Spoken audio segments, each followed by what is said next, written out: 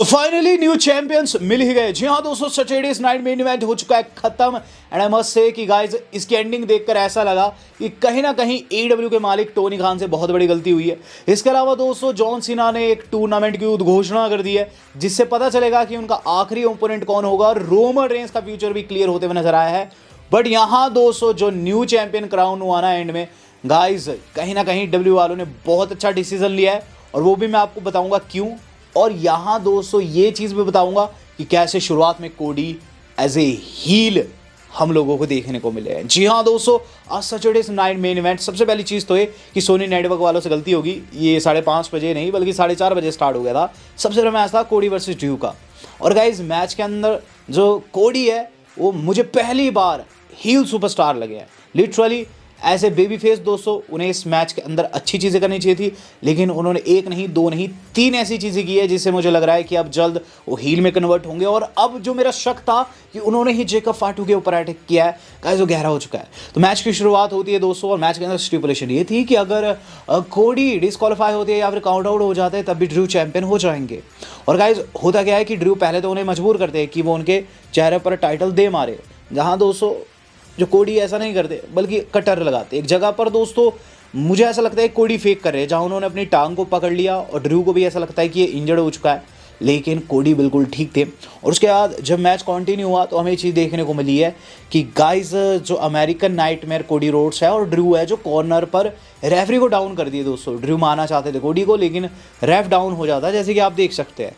अब गाइस यहाँ मौका था ड्रू के पास टाइटल मारने का, लेकिन गाइस वो मिस हो गया, उन्हें क्रॉस बॉडी लग गया।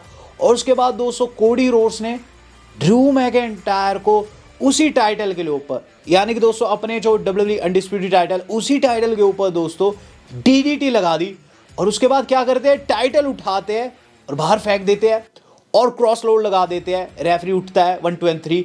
यहाँ कोडी रोड्स ने टाइटल डिफेंड कर दिया, लेकिन यहाँ ध्यान देने वाली चीज़ है कि कोडी ने 3 ऐसी चीज़ें की जिससे लगने लगा है कि जल्द वो हील में कन्वर्ट हो जाएंगे। सबसे पहली चीज़ तो ये की उन्होंने दोस्तों कि इस मैच की शुरुआत में इंजरी फेक की, जो कि हील सुपरस्टार्स अमूमन करते हैं।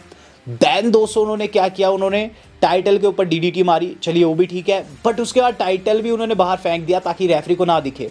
तो ये यहाँ दोस्तों मुझे लग रहा है कि कोडी जो है धीरे धीरे हील में कन्वर्ट हो रहे हैं। और जिस तरीके की मुस्कुराहट थी उनकी गाइस, आई मस्ट से यहाँ दोस्तों जल्द हम लोगों को हील कोडी देखने को मिलेगा। और गाइस यहाँ ड्रू को स्क्रू कर दिया फिर से, मुझे बहुत ज़्यादा बुरा लगा है। बात करूँ इसके बाद क्या हुआ, इसके बाद दोस्तों हम लोगों ने बैकस्टेज सेगमेंट देखा टिफनी स्ट्रैटन का, जो कि निक एल्डिस से मिलती है, टांग वांग सैलारी दी अपनी।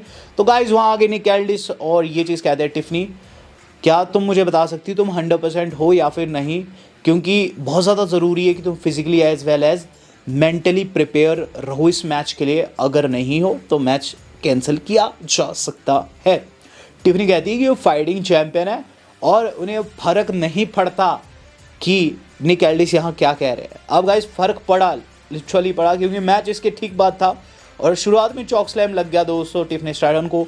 मैच के अंदर इक्का दुक्का मूव उनसे लगे, लेकिन उसके बाद दोस्तों उनकी जो थी चैंपियनशिप रेन वो ख़त्म हो गई।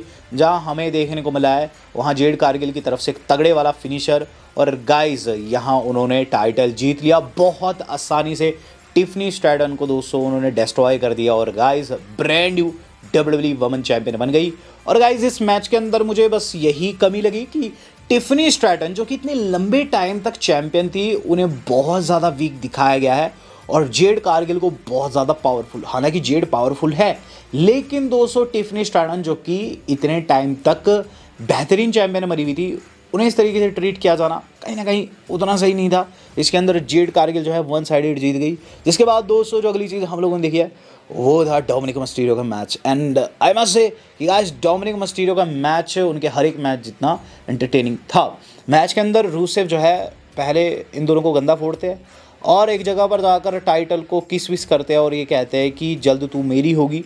लेकिन वहाँ दोस्तों जब रूसेफ ने पेंटा को एक्कोलेड लगाया तो कैंटी सुनाई देती उन्हें लगता है कि पेंटा ने टैप्ड आउट कर दिया, लेकिन वो डोमिनिक मस्टीरियो थे जो कि बाहर घंटी बजा रहे थे, जिस पर रूसेफ उन्हें टेक आउट करने जाते हैं लेकिन उल्टा मार खा जाते हैं। जिसके बाद डोमिनिक मस्टीरियो उस हथौड़ी से पेंटा को मारने जाते हैं, लेकिन पेंटा ने उसके ऊपर पाँव रख दिया और गाइस डोमिनिक मस्टीरियो को ही टेक आउट करने लगे। इस दौरान दोस्तों जो पेंटा है डॉम को मारना चाहते थे उस हथौड़ी से, लेकिन गाइस डॉम साइड हट जाते हैं और हथौड़ी जो रहती है, वो जो बैल वाली हथौड़ी रहती है, वो लग जाती है रूसेफ के लगी, रूसेफ डाउन हो गया और गाइस डोमिनिक मिस्टीरियो ने पेंटा को कॉर्नर पर दे मारा और रूसेफ को लगा दी स्प्लैश 1 2 and 3। यहाँ दोस्तों डोमिनिक मिस्टीरियो ने अपनी चालाकी से फिर से टाइटल रिटेन कर लिया। तो गाइस बहुत एंटरटेनिंग ये मैच मुझे लगा, इसके अंदर मैं कोई कमी नहीं निकाल सकता, क्योंकि जैसे कि माइकल कोल ने कहा कि WWE में आपको चैंपियन बने रहने के साथ साथ एजाइल होने के साथ साथ स्ट्रॉन्ग होने के साथ साथ डॉम जैसा चालाक भी होना पड़ेगा।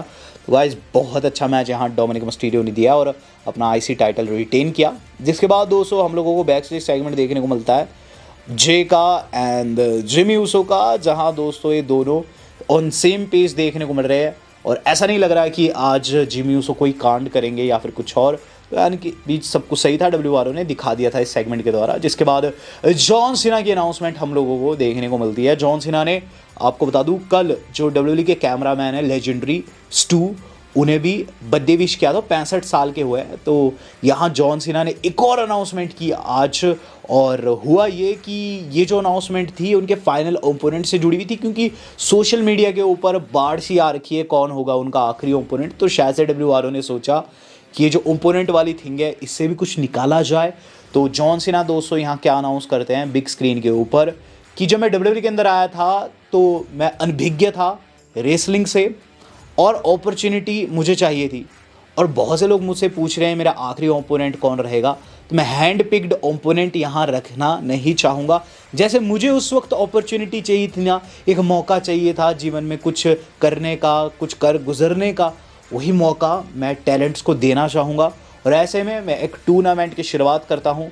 ये 16 लोगों की टूर्नामेंट होगी, जो कि अगले से अगले मंडे यानी कि 10 नवंबर से स्टार्ट होगी। इस टूर्नामेंट में कोई भी भागीदारी ले सकता है, चाहे वो WWE में काम करता हो या फिर ना करता हो, किसी भी ब्रांड से संबंधित हो, उस टूर्नामेंट में भाग ले सकता है, और जो इस टूर्नामेंट को जीतेगा वही मेरा फाइनल ओपोनेंट होगा। अब इसे 2 चीज़ें पता चल रही है। पहली चीज़ तो ये कि ये सुपरस्टार एज भी हो सकते हैं, जैसे कि फैंस सोशल मीडिया पे कह रहे हैं कि एज हो सकते हैं, क्योंकि सीना ने कहा है कि ज़रूरी नहीं है कि वो WWE में काम करता हो, तो ये एज भी हो सकते हैं। दूसरी चीज़ ये कि जो भी होगा दोस्तों एक फ्रेश फेस होगा, जो कि दोस्तों मेरे हिसाब से सीना को पहले फेस नहीं किया, क्योंकि अगर एज होते तो इस वक्त तक दोस्तों न्यूज़ आ चुकी होती। तो मुझे पता नहीं क्यों ऐसा लग रहा है कि कोई NXT टैलेंट होगा जो कि पहली बार जॉन सीना को फेस करेगा। बात कर ली जाए दोस्तों अब अपने main event of the evening की, तो यहाँ जॉन सीना ने कन्फर्म कर दिया है कि गाइस उनका जो सैटरडेज नाइट मेन इवेंट, जो कि दोस्तों अगले मंथ भी होने वाला है, उसका ओपोनेंट जो है टूर्नामेंट से डिसाइड होगा। WRO ने दोस्तों अब मेन इवेंट बिगन कर दिया है, जिसके अंदर दोस्तों जे की एंट्री हो रही है।